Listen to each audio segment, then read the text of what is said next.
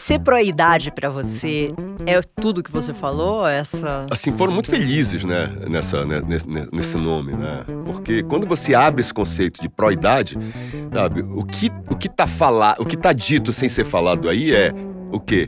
Eu aceito a minha idade. Eu aceito o meu momento de vida. Eu aceito a pessoa idosa que sou. Ainda tem mais. Eu me honro da pessoa idosa que sou.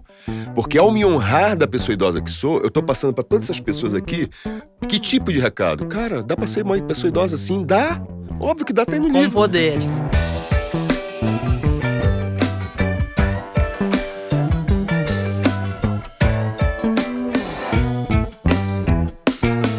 Envelhecimento masculino. Será que envelhecer para os homens é diferente do que envelhecer para nós, mulheres? Será que a masculinidade, ela tá em transformação e vai afetar o envelhecimento?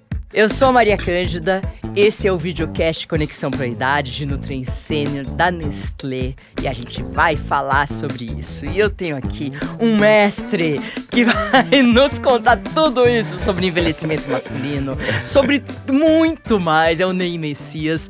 Olá, Ney, tudo bem? Uma honra estar aqui contigo, uma honra poder aprofundar esse tipo de tema, esse tipo de pauta, uma pauta muito nova na sociedade, que a gente não vê por aí nos canais, nos veículos de comunicação. Então, aprofundar um tema tão importante como esse contigo é uma honra e uma dádiva que eu recebo. Obrigado. Uma honra para mim também.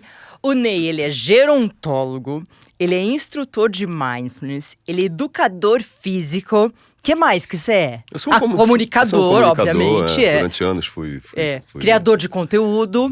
Sou um produtor cultural, agora mesmo em Belém, na minha cidade. Agora em outubro faço um grande evento cultural lá. Enfim, eu faço a vida ser divertida. Ah, que bom. Será que esse é o segredo? Esse é um dos segredos, né? Eu sempre digo isso, sabe, por onde eu passo. Uma das grandes dádivas, eu acho, que o universo me deu, Maria Cândida, foi ter me dado a dádiva de eu ter me envolvido. Tudo que eu fiz com muita paixão. Nunca fiz nada que eu não tivesse gostado, tipo assim, por obrigação. Pô, vou ter que fazer isso. Então, todas as atividades que eu desempenhei na vida, tinha por trás uma grande paixão, um grande desejo, sabe? Um grande brilho nos olhos. Isso faz a diferença, né? A pessoa acordar todos os dias e dizer, cara, vou ter que ir para aquele lugar de novo. Eu nunca vivi isso na minha vida. Eu sempre me acordei, cara, vou ter que ir para aquele lugar de novo hoje. Que maravilha, entendeu? Então, estatisticamente, inclusive, tá entre um dos pilares da longevidade, né? A felicidade. Sim. A gente, de alguma forma, tá sendo munido aí da felicidade. Você tem quantos anos hoje? Eu tenho 63 anos, né? Eu sou um baby boomer, né? Nasci em 61, né? Mas a sua vida mudou mesmo com quantos anos? Eu acho que aconteceu aos 52, quando eu perdi mais uma relação de afeto na minha vida, uma relação muito valorosa. E aquilo ali me levou para um lugar muito ruim de saudabilidade. Eu estava com todos os meus níveis de saúde comprometidos, minha saúde física comprometida, minha saúde mental comprometida, minha saúde social comprometida. Eu estava 20 quilos acima do meu peso, eu estava produzindo hormônios em excesso que eu não deveria produzir. Enfim, eu estava num momento que ou eu me pegava pelo colo e me dava a oportunidade de passar por um tratamento integrativo de saúde, eu não sei o que seria de mim. E foi ali que eu disse, não, eu tenho que tomar um outro rumo na minha vida. Aí tomei. E você mesmo que se pegou, né? Porque os homens, e isso não é uma coisa, mas geralmente a gente vê, inclusive estatisticamente, sim. que são mulheres que pegam os homens pelo colo e levam no médico e tudo. Mas você teve que se resgatar. Sim, eu tive que me resgatar. E tu tens razão no que tu estás dizendo, né? Vocês são cuidadoras por natureza, né? Só que, cara, vocês têm muita carga mental já na vida, né? Muita carga mental na vida. Imagina ter mais uma carga mental de pegar um homem, colocar no colo e levá-lo para onde ele nunca vai. Nunca vai, né? Que é o autocuidado. O homem não tem essa história de autocuidado, ir para médico e não sei o que mais. Só que naquele momento, eu sempre tive isso de uma certa forma comigo. Eu sou um educador físico, entre outras coisas, né? Então, além de cuidar da vida dos outros, sempre cuidei um pouco da minha, mas não com tanta intensidade como eu precisava cuidar naquele momento, né? E a minha sorte, eu fui a um médico integrativo, né? Que é como deveriam ser todos os médicos, inclusive. E naquele momento, ele me deu a melhor de todas as dicas. Eu tinha que fazer muita coisa na minha vida ali. Eu tinha que ir para um endócrino, eu tinha que ir para um psicólogo, eu tinha que ir para um fisioterapeuta, mas eu tinha que ir para a meditação. Lugar que eu nunca tinha estado antes. que eu não achava que era para mim, tanto que eu dizia que meditação não é para mim, e foi quando eu me abri para meditação, né? E não é por coincidência, porque a meditação é uma jornada de autoconhecimento e de expansão da consciência. Então foi quando a consciência se expandiu, né, que o meu olhar sobre mim acabou se expandindo também. Eu acabei indo me tratar em todos os âmbitos, né? Naquela altura do campeonato, eu estava com 52 anos e uma idade metabólica ou biológica de 75. Olha só, olha como o meu relógio de envelhecimento acelerou. E 6 meses depois de eu começar a me autocuidar, nas mais variadas frentes que eu tinha que me autocuidar, a minha idade biológica caiu para 58. Hoje sou um homem, uma pessoa idosa de 63, com uma idade metabólica de 46. Que bom, né? Que bom, né? Que bom, e você tá feliz? Eu te diria, eu gosto de usar a palavra honra, sabe? Tem muita gente que usa orgulho, né? O orgulho não é um sentimento bom. Existe um grande pesquisador norte-americano chamado David Hawkins, existia, né? Hoje em dia, só o legado dele de pesquisa está aí, que foi o primeiro cientista a estudar a consciência humana. Ele tem um livro chamado Poder versus Força, onde ele criou uma escala de consciência humana, onde ele media a consciência humana através de exercícios de cinesiologia. Então ele tem uma escala de consciência humana, né? Eu estava falando da honra e do orgulho porque algo que a gente pensa que é bom, o orgulho, na verdade, na escala de emoções e de consciência do Steve Hawkes, o orgulho é a última consciência baixa do ser humano. Né? Então, ainda é uma consciência baixa. A partir do orgulho vem a primeira consciência alta do ser humano, que é a coragem.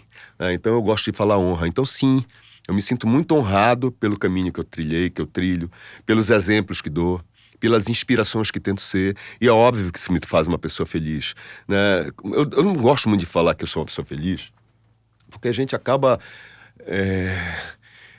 trazendo para o conceito de felicidade algo muito definitivo, como, eu sou feliz. Como assim? Eu tenho momentos de felicidade no meu dia a dia, mas eu tenho muitos momentos de desconforto.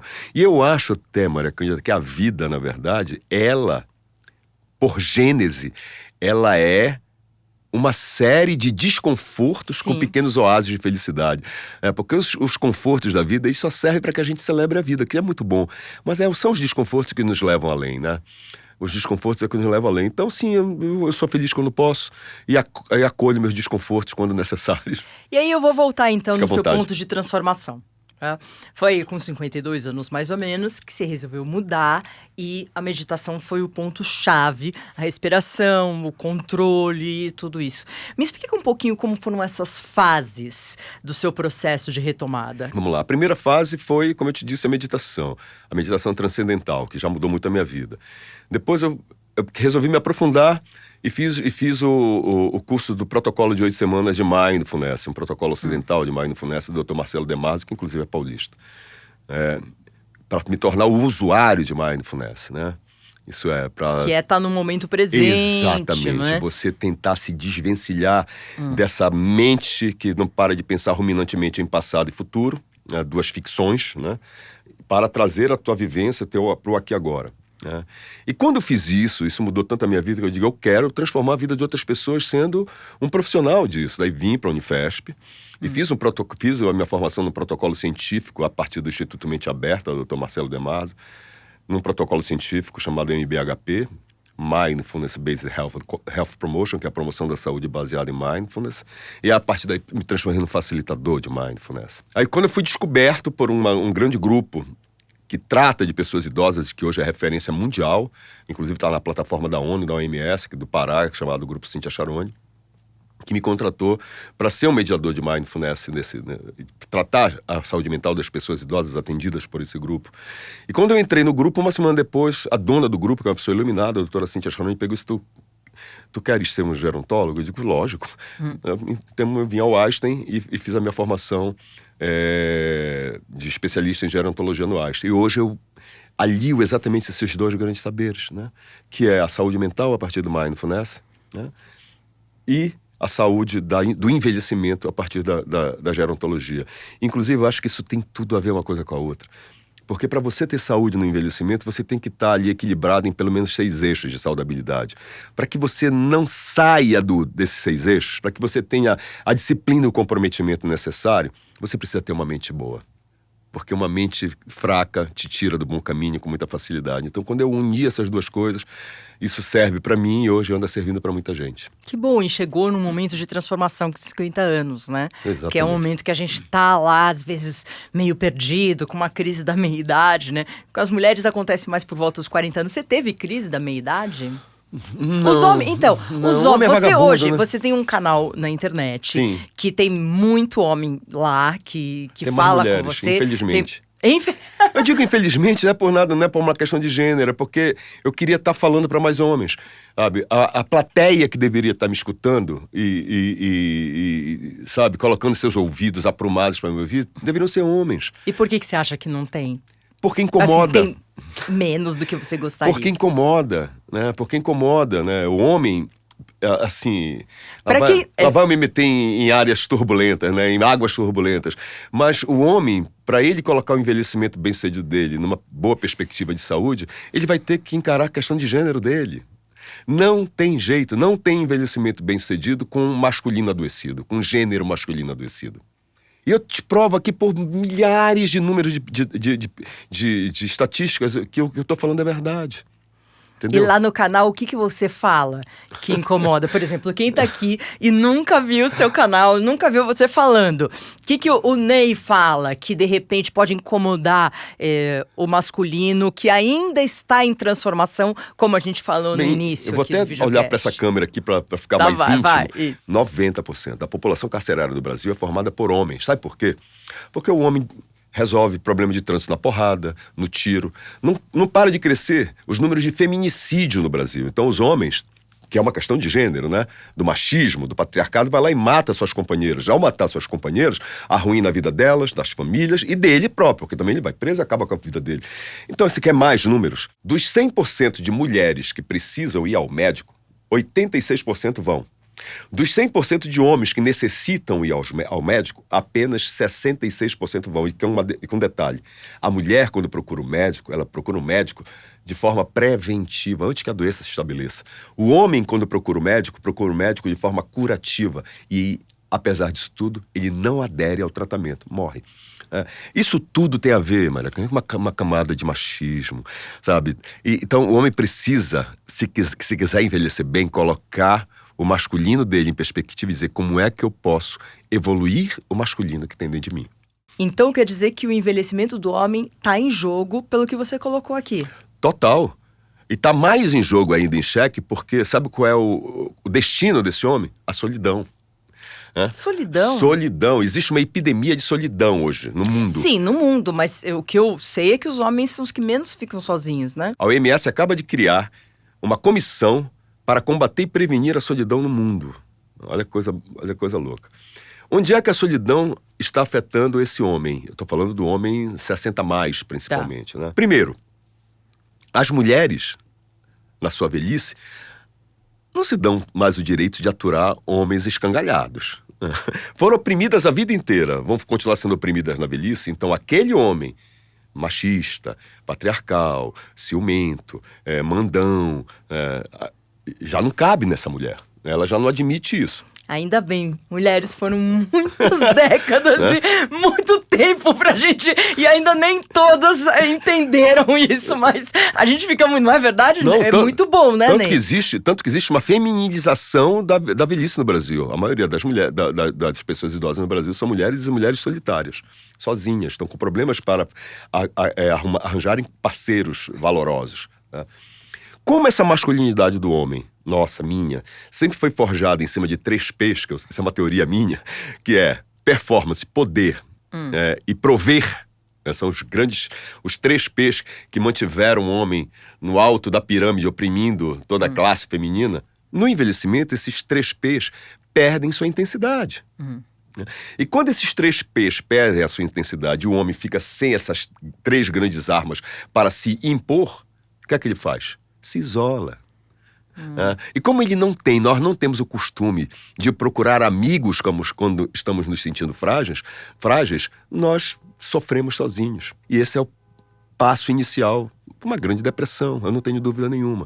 Então, assim, existe uma questão de saúde mental afetando o envelhecimento masculino muito séria. sabe? E que precisa ser colocada em perspectiva a partir do momento da sua saúde de gênero. Não vai ser fácil.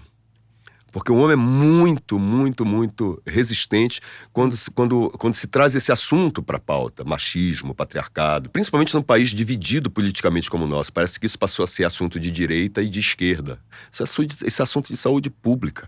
Dá uma gulgada aí, que eu não vou trazer estatística para todo canto, e ver qual é a incidência de homens que morrem anualmente de câncer de pênis porque não limpa o pênis. Então, eu já vi várias matérias sobre isso. Eu já vi. Eu tô falando em pleno século XXI de coisas neandertais, cara. Sabe? Então, é a questão de gênero. Essa questão de gênero precisa ser colocada em perspectiva.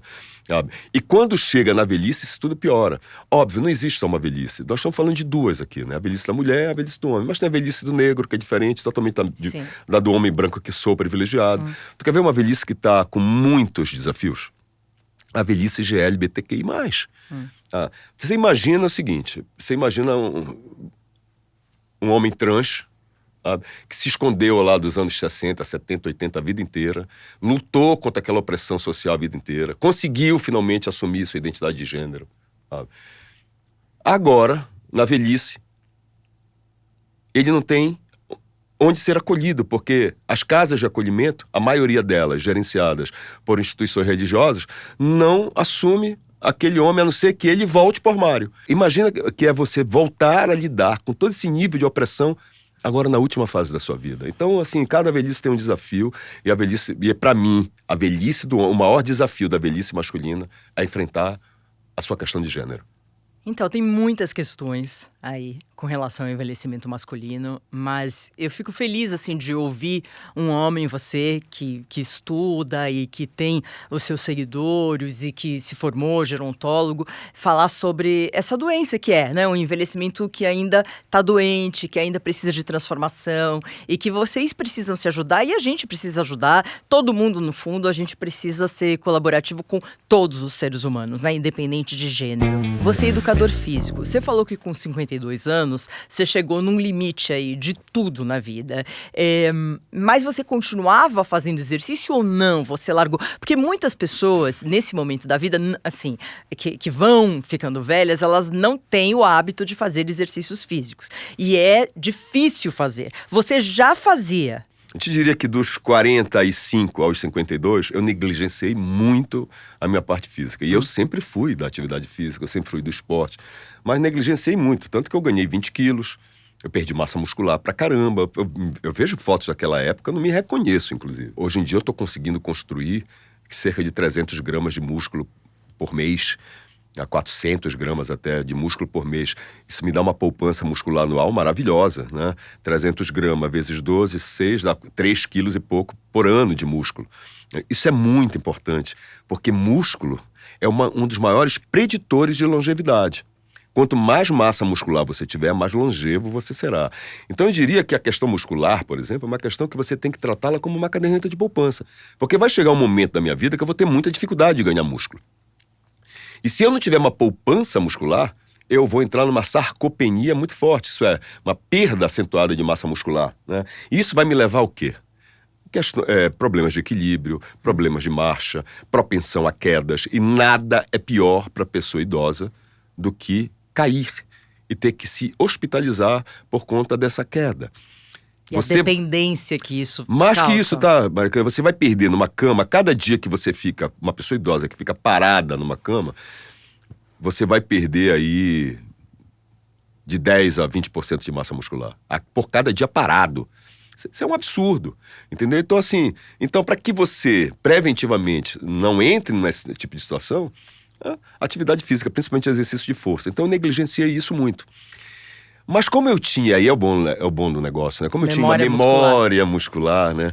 Foi voltar a praticar e que tudo voltou, né? Hoje eu tenho 32% de massa magra no meu corpo, um bom percentual de massa magra. Eu tenho de massa gorda cerca de 14 a 12% de massa gorda, o que também...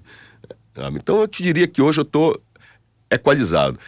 Com relação ao exercício físico e longevidade, eu já falei de uma coisa aqui, coisa é terrível. Já falei de um elemento aqui que é exercício de força, como grande preditor de longevidade, mas tem um outro, tá? Eu te diria o seguinte, Ney, o que é que eu devo privilegiar para ser longevo em termos de atividade física? Exercício de força. O outro é a tua capacidade de VO2 máximo, a tua capacidade do teu corpo produzir oxigênio para você desempenhar suas funções do dia a dia de forma tranquila, né? Isso é exercício aeróbico? Exercício aeróbico. Quanto maior o teu VO2 máximo, mais longevo tu serás. Então, quando tu unes massa muscular e VO2 máximo, quando tu trabalha isso diariamente, cara, tu vai viver muito, não tenho nenhuma dúvida. Então, eu te diria, se tu tiver de privilegiar a atividade física hoje relacionada à longevidade, privilegia esses dois elementos. Então, mas você faz todo dia, por exemplo. Todo dia. É, mas o mínimo, se a gente tá tratando de pessoas tipo, que é sedentária, de repente. Bora, falar do mínimo. O mínimo, você como educador físico, o que você falaria? Muito boa a tua pergunta, porque fica assim, bora falar de coisas alcançáveis, né? Eu já tô na estrada há muito tempo. Mas se você praticar 5 dias de atividade moderada, você já sai de sedentarismo. Eu não tô falando de... Você não precisa ir pra academia, né? É uma caminhada de 40 minutos por dia. É isso, bicho. Um tênis bacana, né? 50 minutos de caminhada por dia, não passeio, né? Caminhada, já construíste a tua primeira vitória física do dia, tá tudo ok. Mas, Ney, eu não gosto de ir pra academia. Cara, compra elástico. Vai na internet aí, tem um monte de aula bacana, sabe? Coloca elástico e faz exercício com elástico na tua casa que tu já tá fazendo exercício de força. É muito mais uma mudança de hábito e estilo de vida do que um investimento numa academia. Se tu puder investir numa academia, ótimo, maravilhoso.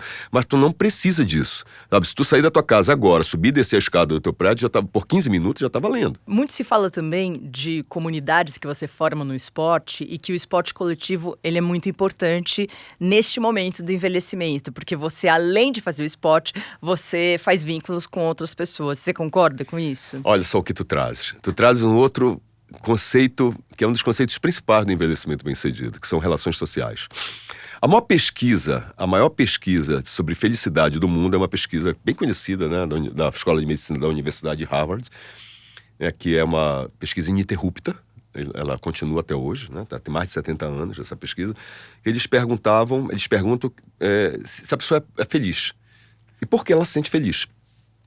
E tem várias respostas, mas tem um denominador em comum entre todas as pessoas felizes. Todas as pessoas felizes da pesquisa falaram o seguinte, que eles tinham relações saudáveis, conexões sociais saudáveis e principalmente casamentos bacanas. Olha que legal. Então, olha o poder da conexão social no teu nível de saudabilidade, entendeu? Cara, tens relações tóxicas na tua vida? Estás adoecendo. És tóxico com alguém? Estás adoecido e estás adoecendo. Masculino, lembra do masculino que nós falamos, né? Olha quanto isso interfere nessa variável que tu trazes de conexão social. O masculino adoecido, ele corrói demais as relações, sabe? Ele pesa demais as relações, né? Isso traz um nível de adoecimento. Então, quando você chega e diz academia te leva para uma egrégora, isso é muito verdadeiro.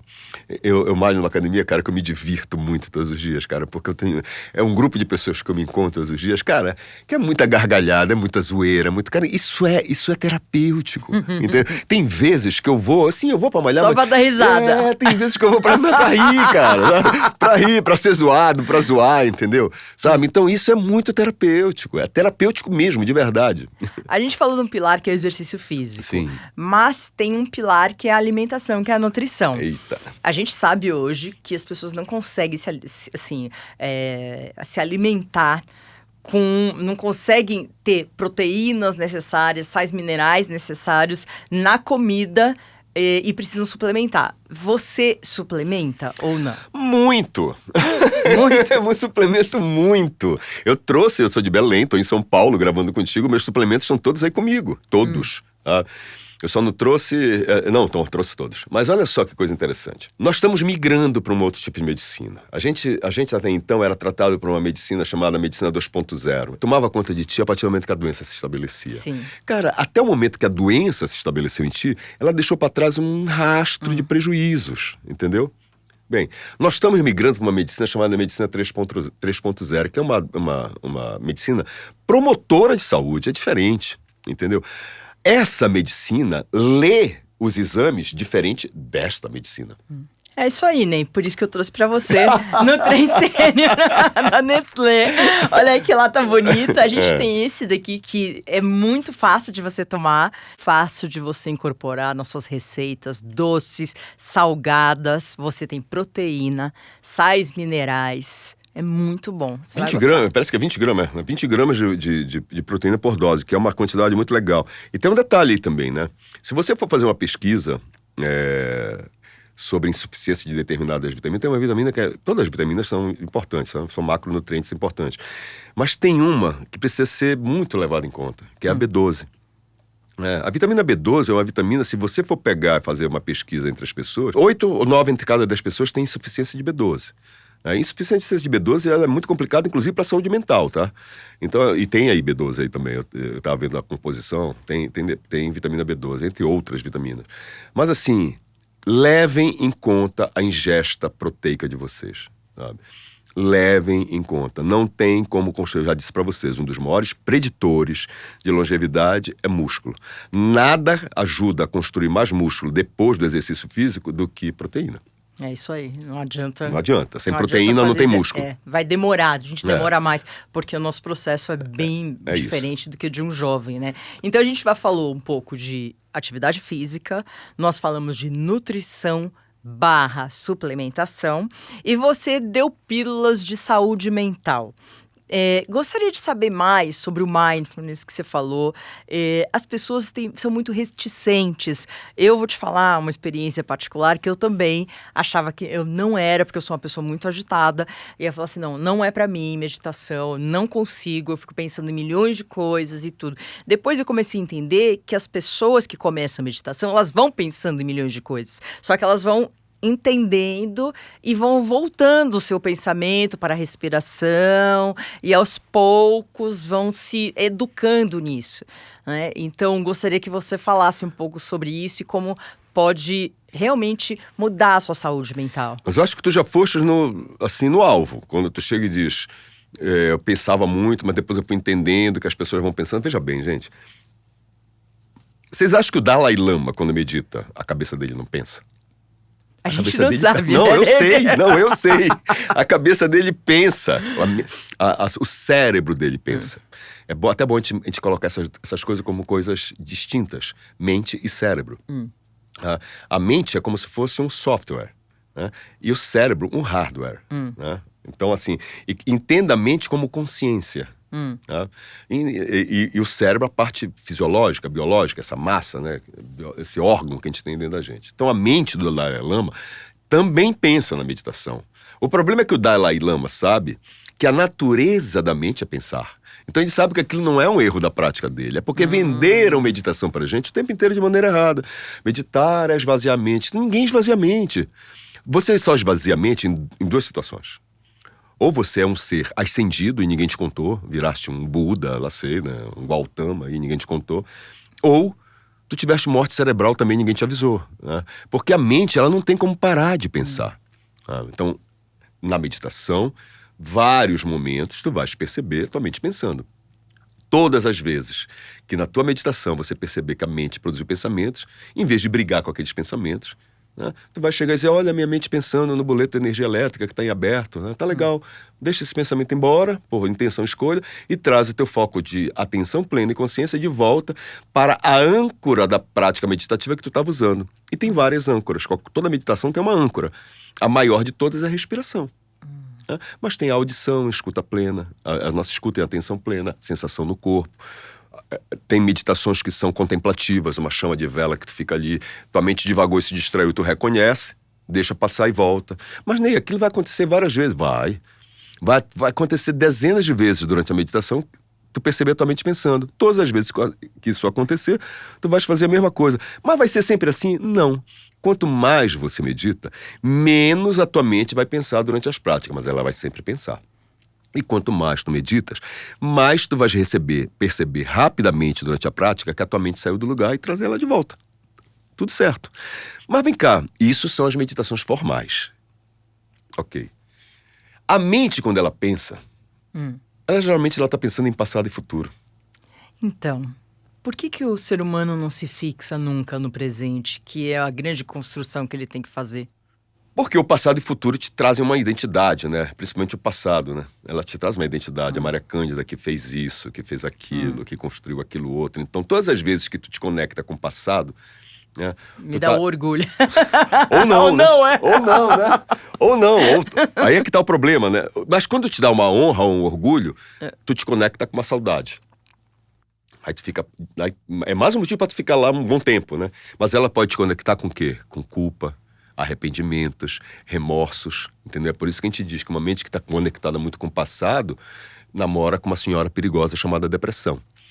E uma mente muito conectada com o futuro namora uma outra senhora perigosa, que é uma senhora chamada ansiedade. Uma mente muito conectada com o futuro, né, faz com que tu te conecte com sentimentos como medo, receio, insegurança, desejos, desejando o que tu não tem, essa coisa toda. Então tu fica nesses dois extremos, ruminantemente, e o teu presente tu tá vivendo no piloto automático. Quando a tua mente está nesse formato, ela tá no que a gente chama de vivendo no piloto automático, hiperativando uma estrutura cerebral importantíssima pra gente, chamada amígdala cerebral, que é o nosso cérebro reptiliano, o nosso sistema de ameaça e fuga. Se a gente existe enquanto espécie, é por conta dessa amígdala. Lá atrás, nossos ancestrais acordavam com uma lança, tendo que matar leão, tigre, rinoceronte, não sei o que, para sobreviver. Então ele tinha que ter essa amígdala hiperativada. A gente não vive mais nesse momento, mas tudo continua nos ameaçando. Ou para o passado ou para o futuro. Então a gente vive o tempo inteiro nesses dois extremos, enquanto que no presente a gente vive no piloto automático, negligenciando o único momento de vida verdadeiro que a gente tem. Essa amígdala superativada, uma das coisas que ela faz é produzir muito cortisol. Que é o hormônio do estresse. Estresse crônico, gordura abdominal e por aí vai. Você está me entendendo? Todas as vezes que você senta para meditar, essa amígdala cerebral faz isso. Ó. É por isso que muita gente, apesar de o objetivo da meditação não ser o relaxamento, acaba uma sessão de meditação relaxada, porque a amígdala cerebral diminuiu a sua intensidade, né? Parou de trabalhar, né? Então isso te traz o quê? Regulação emocional. Não sei se para você, mas comigo é um problema. Eu sou TDAH, então qualquer coisa eu tô reagindo, né? É a amígdala cerebral hiperativada. Você vive lá no passado, no homem das cavernas. Hoje nem tanto, né? Mas já perdi muita coisa por impulsividade, por falar o que não devia, por reagir ao que não deveria reagir, entendeu? Então, uma das primeiras coisas que a meditação te traz, por diminuir a atividade da amígdala cerebral, é regulação emocional. Por isso que todo mundo, no entorno de um meditante, quando a pessoa começa a meditar, saca que tem alguma coisa diferente nele. Sabe? Porque ele passa a ter mais regulação emocional, então as relações dele melhoram, os atritos diminuem, essas coisas todas. Então, assim, o Mindfulness me traz essa capacidade, sabe? Eu te falei de meditação formal, que é essa. Disse, mas espera aí, se tem uma meditação formal, tem uma informal. Sim. A gente medita todos os dias, senta para fazer a meditação formal, para que no nosso dia a dia, as nossas atividades, elas sejam feitas cada vez mais em atenção plena. Tudo que você fizer em atenção plena no seu dia a dia é meditação. Estou varrendo uma casa. Estou aqui atento ao movimento da minha mão na vassoura, ao movimento dos meus pés. Onde está o lixo? Vou ali. Aí senti que a minha mente construiu um pensamento. Eu digo, olha, minha mente pensando nisso, tá legal, mas deixa embora. Deixo o pensamento embora e volto sem culpa e julgamento, porque não é um erro, a prestar atenção de novo aqui. Entendeu? Posso fazer isso nadando, fazendo aqui com você, que eu tô o tempo todo. Fazendo musculação. Isso é um desafio, inclusive, maravilhoso, que é o quê? Tu abrir verdadeiramente a tua escuta em atenção plena para alguém que está contigo. Cara, isso é fantástico, isso é meditação. É meditação? Eu tô meditando aqui? Lógico. A não ser que tu estejas aqui olhando pra mim. Não, eu tô olhando pra você e estou aqui. A não ser que tu estejas olhando pra mim, me escutando, mas dizendo, quando eu sair daqui eu tenho que pegar meu carro. Não. Eu tô aqui 100% ouvindo você falar. Estás meditando. E entendendo todo o seu processo de passagem. Estás meditando. E isso muda. Tu imagina tu te disponibilizar desta forma para todas as relações da tua vida. E você faz em casa, né? Eu faço de manhã meditação guiada. Legal. E à noite, geralmente, eu faço para dar uma acalmada também. Legal. Assim, o melhor horário é a de manhã. É porque tu tá com uma tela branca, né? Provavelmente não viste televisão, provavelmente não pegaste um smartphone, enfim, não tá com as distrações do dia a dia na mente, né? Então, é bem melhor. Outra coisa, um dos desafios universais da meditação é a sonolência. E quando tu acorda, esse desafio provavelmente não vai te raptar. Tu não vai acordar com sono, tu já dormiste pra caramba. No final do dia, tu tá mais cansada, tu tá cheio de distrações do dia a dia, então tu vai ter um pouco mais de dificuldade e talvez a sonolência te pegue. Mas para quem tem problema de saúde do sono, por exemplo, e quiser usar a meditação para induzir o sono, é uma boa também. Na verdade, não tem o melhor momento para meditar é o momento que dá para tu meditar, sabe? Qualquer que seja. No meu protocolo científico de Mindfulness, tem uma meditação chamada Meditação dos 3 Passos, que é uma meditação que a gente faz muito rapidamente. 1 minuto, 2 minutos, tu faz essa meditação, que é para tu te preparar para momentos desafiadores do teu dia a dia. Vou entrar numa gravação de um videocast, eu quero estar em atenção plena. Vai ir pro banheiro, 1 minuto, abrir um espaço imenso de presença e vem para cá. Vou ter uma conversa desafiadora com o meu companheiro, vou ter uma conversa desafiadora com o meu patrão, enfim. Sabe? É uma meditação que te prepara para aqueles momentos desafiadores do dia a dia. Quando você recebe perguntas... dos homens, principalmente, a gente está aqui tratando de envelhecimento masculino, lá no seu canal, no Instagram e tudo, o que eles perguntam? Nada. Como nada? Não é possível. Maria Cândida, é muito difícil receber uma pergunta de homem, cara. De mulheres você recebe? Não, de mulheres muito, mas de homens é muito E de mulheres, difícil. qual a pergunta, geralmente, com relação ao envelhecimento? Assim, as mulheres, elas estão muito mais curiosas pro lado fisiológico, biológico da coisa, né? É a história da alimentação, é a história da atividade física, é a história da meditação, sabe? Assim, dificilmente elas conversam comigo sobre algo que eu sei que afeta elas, que é a relação delas com possíveis parceiros, companheiros e tudo mais, sabe? Eu gostaria muito de que homens interagissem mais comigo, mas eu não tenho essa interação. Eu não tenho. Essa interação, ela não acontece. É impressionante, isso me frustra muito, inclusive, sabe? Dá pra salvar o envelhecimento masculino? Não, eu não sou... Não, eu sei que você não é um salvador. Não, mas não tô sou... falando... Não é isso, eu ia dizer que eu não sou... Eu não vivo essa desesperança, não, sabe? Pra mim, o homem precisa entender que a porta de saída desse gênero masculino adoecido seja a porta de entrada nos grupos de reflexão, nas rodas reflexivas de masculino. Já temos 190 no Brasil. Então, essas rodas de reflexão, como acontecem? Cara, ela acontece quase como um Alcoólicos Anônimos, assim, sabe? São rodas reflexivas, só de homens, num ambiente altamente acolhedor, seguro, confidencial, entendeu? Com regras pré-estabelecidas, inclusive de confidencialidade. É um local onde o homem finalmente vai poder compartilhar as suas fragilidades. Porque se tem algo difícil de homem compartilhar, é suas fragilidades. Nós não fomos educados para nos mostrar frágeis, né? Um homem que se mostra frágil não é homem, né? Infelizmente... Eu tô colocando aqui várias aspas nisso. Infelizmente, o homem, ele não mostra fragilidade, mas ele mostra a violência. Não é? Isso é muito triste, isso, que né? é uma Por fragilidade, não ter um né? lugar.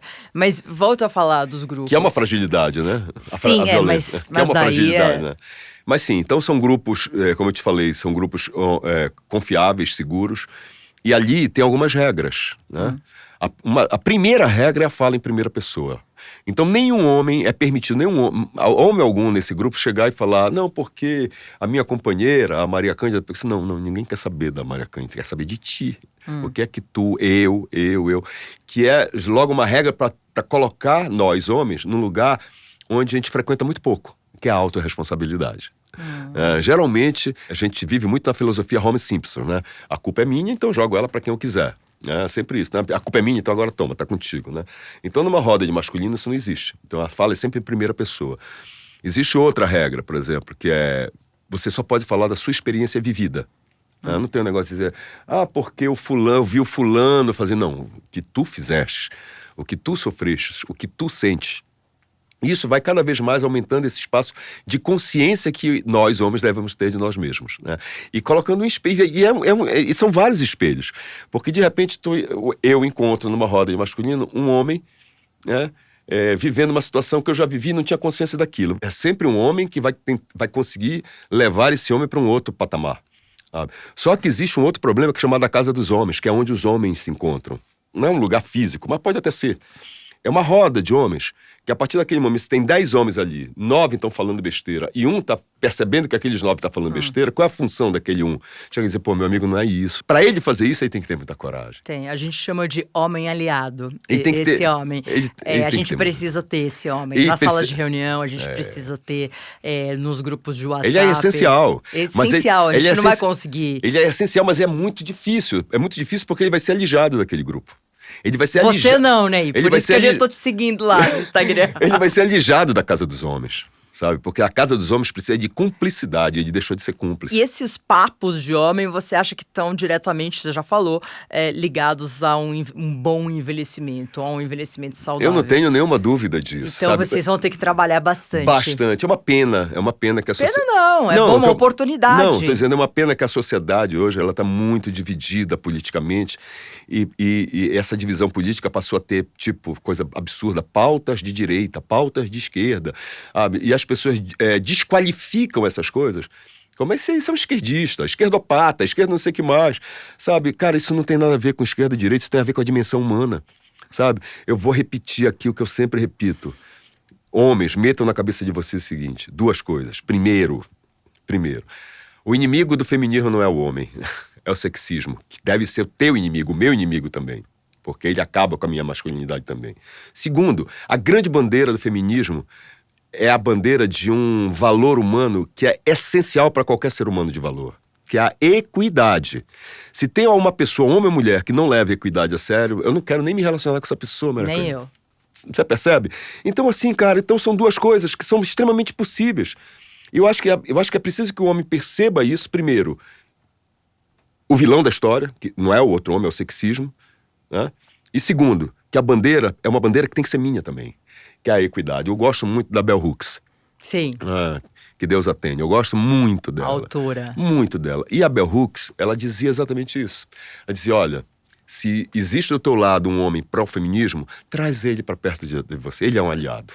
Existe uma tarefa muito difícil pra gente, porque homens que começam a tentar construir novas masculinidades dentro de si, eles começam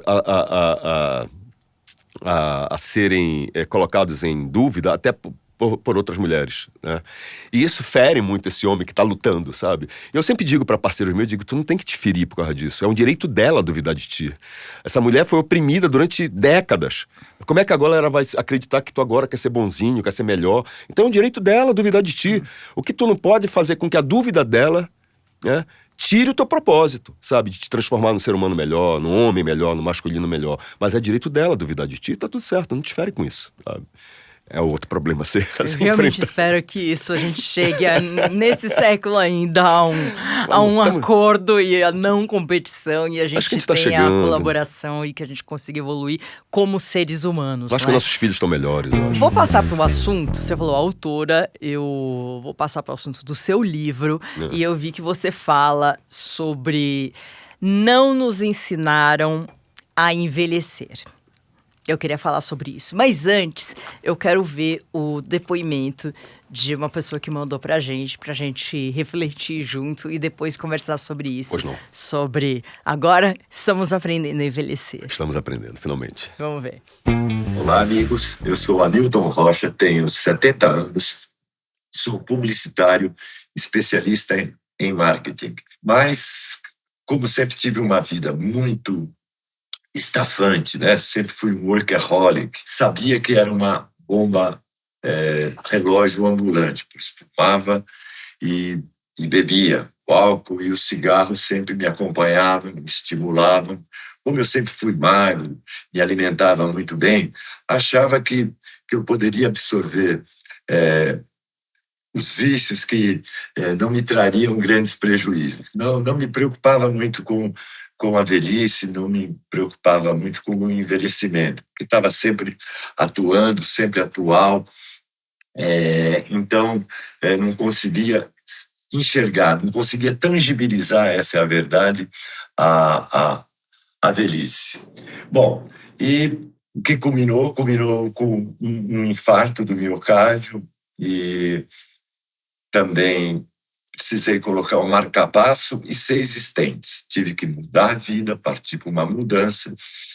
a finitude chegou muito perto, eu senti que eu poderia morrer, a morte realmente se mostrou para mim, e então eu passei a ter uma nova rotina. Então, o médico me recomendou uma dieta reforçada, e foi o que eu fiz. Passei também a fazer exercícios.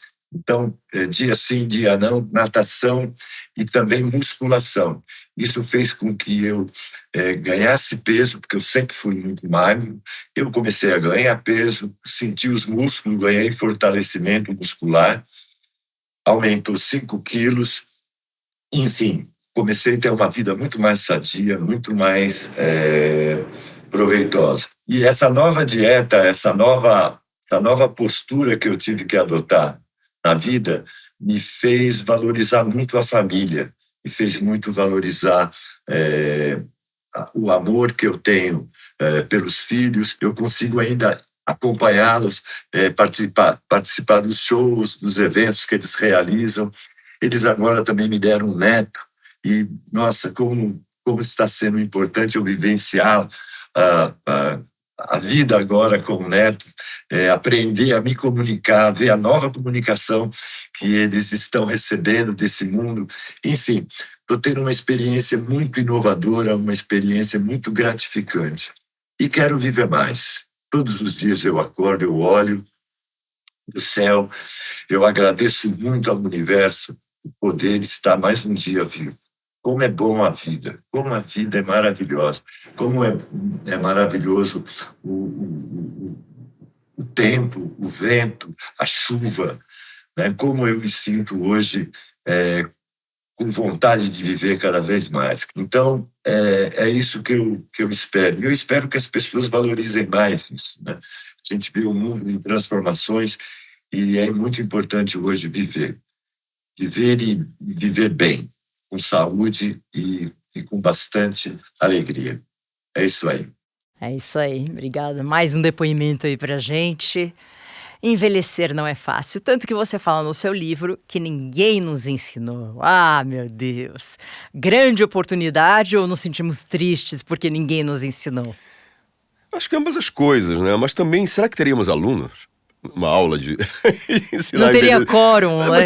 Vou te dizer um negócio. Eu gravei um vídeo hoje pro meu perfil falando sobre isso.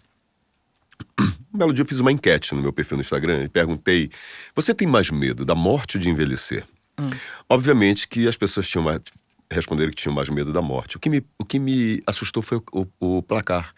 48% das pessoas tinham mais medo de envelhecer, um quase empate técnico. Olha que coisa doida, né? Então quer dizer que entre morrer e envelhecer, o medo é quase igual. Então envelhecer é uma coisa terrível para muitos dos seus seguidores. Aí. Maria Cândida, será que a gente não vive numa bolha? Eu falo isso aqui até no meu livro. Veja bem, para nós, envelhecer está sendo bacana.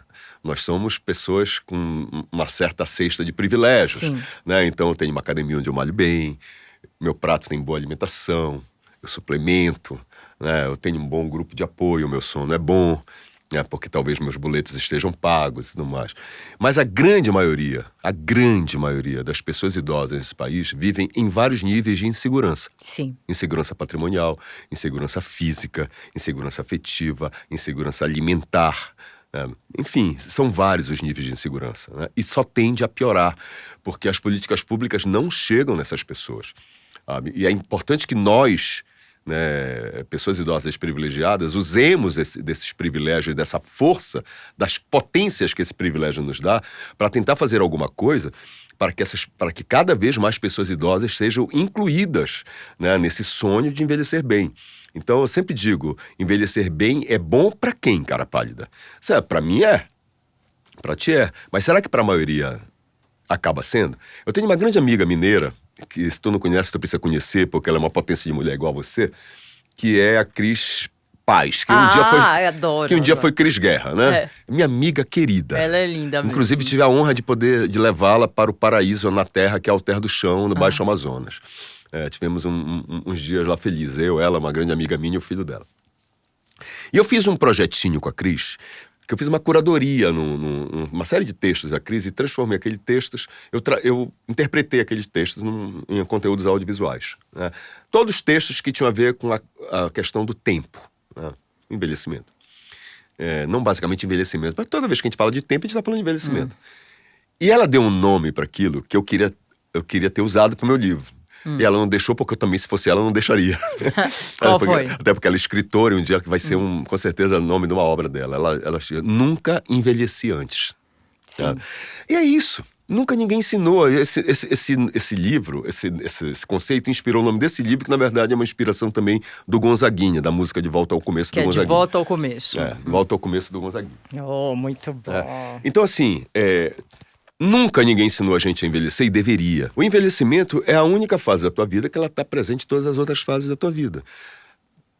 Tu nasces, no dia seguinte tu tá mais velho. Olha o envelhecimento lá te espreitando. A tua infância vai ali até os 6 anos, 7 anos, acaba, deixaste de ser infantil. Passas para adolescência, que também tem uma certa 8, 10 anos, não sei. E o envelhecimento tá lá. Tá? Então o envelhecimento te espreita em todas as outras fases da tua vida. Cara, se o envelhecimento é a fase comum a todas as outras fases da vida, quanto mais cedo nós aprendermos a envelhecer, mais seremos melhores em todas as outras fases da vida. Se eu sou um adolescente e já me preocupo com o meu envelhecimento, eu serei um adolescente melhor, muito mais potente. Se eu for um jovem já preocupado com o meu envelhecimento, eu vou ser um jovem muito mais potente. Por quê? Porque quando eu falo em envelhecimento bem-sucedido, eu digo o seguinte: olha, tu quer envelhecer bem? Leve em consideração 6 eixos. Atividade física, alimentação balanceada, sono reparador, gestão do estresse, conexões sociais e supressão de consumo de substâncias tóxicas, cigarro e álcool principalmente. Tá? Se tu levar em consideração as tuas melhores escolhas e atitudes dentro desses 6 eixos em qualquer fase da vida, tu vais ser melhor em qualquer fase da tua vida. Então quer dizer que se tivessem nos ensinado a envelhecer bem, nós seríamos pessoas melhores. Não tem nenhuma dúvida disso. Só para levar em consideração, inclusive, esse protocolo agora de cidade amiga do idoso. Tem algumas cidades em São Paulo já tentando aderir ao protocolo. Quando uma cidade se transforma em cidade amiga do idoso, ela se transforma numa cidade melhor para todo tipo de gente. Entendeu? Então é isso.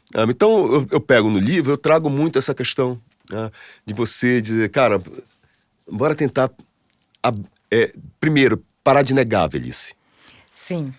Isso eu acho muito importante, né? Que aí a gente volta para o início, quando a gente falou de coragem, porque não nos ensinaram. Então é um momento meio sombrio para muita gente. A gente tem que ter coragem para desbravar e desbravar com potência e achar, por exemplo, este programa, e eu acho que vocês precisam muito compartilhar programas como esses, para que as pessoas tenham informação de graça, informações seguras, para que a gente possa ampliar a rede de ação. E a internet faz isso. Negar a velhice é o que a sociedade mais soube nos ensinar. Né? Até por questões comerciais também, né? Pega aí a indústria de cosméticos. Vê a comunicação da indústria de cosméticos. Anti-age. Então. Caramba, anti-idade não. A gente está mudando aos poucos. Mas é anti-idade, né? Rejuvenescimento, ninguém rejuvenesce. Até agora, não. Eu consigo ter uma pele, mesmo idosa, saudável. Agora, rejuvenescer não existe. Então, veja bem, como é que a sociedade traduz o velho? Depauperado, frágil, adoecido, improdutivo. É assim, é dessa forma. Feio também. Quem que gosta de ser visto dessa forma? Ninguém. Então, se a sociedade traduz o velho dessa forma, eu sou um velho, eu não quero ser velho. Eu não quero ser essa pessoa, então eu nego a minha velhice. Como é que tu pode ser feliz negando algo que é inexorável? No livro eu trago, eu não posso falar o nome dela por uma questão de delicadeza e respeito, mas no meu livro eu trago um recorte de uma atriz, que foi garota do Fantástico, participando de uma entrevista com outras atrizes, 50 mais, e todas elas se dizendo felizes aos 50 anos, estavam melhores. Eu vi essa entrevista. Hein? Eu vi essa entrevista. Pois que estavam melhores do que anteriormente. E só ela pegou e disse, eu tenho que mudar minha psicóloga, porque a minha psicóloga não está surtindo efeito, porque eu não tô me sentindo melhor. Envelhecer tá sendo um fardo pra mim. E eu respeito a velhice de todo mundo. E respeito a dela. Mas eu peguei apenas aquele recorte pra tentar fazer algumas reflexões sobre aquilo. Porque ela dizia naquela mesma entrevista... Gente, eu fui garota do Fantástico. Era uma mulher linda. Era. Ela continua sendo uma mulher linda. Ela continua sendo uma mulher potente. Só que a boniteza dela mudou. É uma outra boniteza, mas continua bonita, continua potente. Só que ela olha pra aquele espelho e ela continua procurando quem? A garota do Fantástico não existe mais. Então é uma negação. É uma negação do envelhecimento. E é na negação do envelhecimento que se forja e se perpetua o etarismo. Então, esse que é o nosso próximo tema, inclusive. Etarismo. Ser pró-idade pra você é tudo que você falou? Assim, foram muito felizes, né, nesse nome, né? Porque quando você abre esse conceito de pró-idade... Sabe, o que tá dito sem ser falado aí é o quê? Eu aceito a minha idade. Eu aceito o meu momento de vida. Eu aceito a pessoa idosa que sou. Ainda tem mais. Eu me honro da pessoa idosa que sou. Porque ao me honrar da pessoa idosa que sou, eu tô passando para todas essas pessoas aqui, que tipo de recado? Cara, dá pra ser uma pessoa idosa assim? Dá. Óbvio que dá, tá aí no livro. Com poder. Tá aí no livro, dá. Agora, tudo depende de atitudes e escolhas, né? Tudo na vida é isso, né? Tudo na vida são atitudes e escolhas. Cada decisão pequena ou grande que você toma na sua vida repercute no seu entorno, em você e nas pessoas que estão no seu entorno. Então, cara, quando eu vi o nome Conexão Pró-idade, eu digo, cara... Tem bem que a indústria de cosméticos podia ver isso e se inspirar nisso, porque é feio. É feio isso, você ficar mexendo com medo das pessoas, sabe? Para vender produtos. Não se faz, sabe? Tá na hora de haver uma mudança nisso. E haja o mundo perpetuando o etarismo. Cara, para vocês, mulheres, é terrível. Sabe? Você vê quantas mulheres poderosas estão perdendo, sabe, papéis na indústria cinematográfica, na indústria de televisão, só porque... ficar idosas. Então isso vem mudando, a gente vem lutando muito, tem um viés até que é o etarismo feminino, né, que a gente vai falar mais na próxima edição, que é com a Candice Pomme, inclusive. Sim. Que também é gerontóloga. Acabei de tomar um café com a Candice. É psicóloga e tudo isso. Mas Conexão Pró-idade, você falou, né, que tudo isso é a coragem de você envelhecer, é o poder de envelhecer, de você encarar, você entender todos os processos. E você falou muito bem, as escolhas. E a escolha de uma atividade física, a escolha de uma suplementação que vai te ajudar nesse processo, porque não adianta, a gente tem que ter ferramentas para envelhecer de forma saudável e ativa, senão não vamos conseguir. A gente precisa se informar sobre tudo isso. O meu corpo é a minha catedral. Eu preciso honrar o corpo que eu tenho. Sabe? As pessoas elas confundem muito essa minha fala com questões estéticas. E não tem absolutamente nada a ver com questão estética. Zero questão estética. Eu preciso honrar o corpo que eu tenho. É através do corpo que eu tenho que eu consigo viver a potência que eu posso viver todas as fases da minha vida, principalmente o envelhecimento. Então, quanto mais eu honro o meu corpo, mais potência eu tenho de vivenciar o envelhecimento que eu quero vivenciar. Entendeu? Então, assim, eu preciso cada vez mais honrar meu corpo. E honrar meu corpo é alimentá-lo bem. É dar a esse corpo uma atividade física legal. É suplementar esse corpo do que ele precisa. Para que esse corpo se coloque para mim e para os outros numa sociedade de forma plena e potente. Então a gente precisa disso. E muitas vezes a gente negligencia muito essa verdadeira catedral que é esse corpo da gente. Esse foi o Ney Messias, maravilhoso, educador físico, criador de conteúdo, gerontólogo, instrutor de mindfulness. Que mais mesmo? Produtor cultural. Comunicador. E tantas outras coisas. Pai, adoro ser pai. Oh, meu Deus do céu. Esse homem incrível que falou um pouco sobre envelhecimento masculino. Não está fácil para os homens, mas pode procurar ajuda. Manda mensagens aí pro Ney e pode escrever aí, comentar, compartilhar. Estamos juntos nesse processo. Uma honra estar aqui contigo. Obrigado pelo espaço. Obrigado por me chamar para mergulhar fundo A gente precisa de mergulhos profundos, né? A gente precisa sair da superficialidade das coisas. Vamos lá, vamos mergulhar. Então, obrigado sempre por esse momento de apneia. Muito bom, obrigada, Nutri Senior, Nestlé. Até a próxima.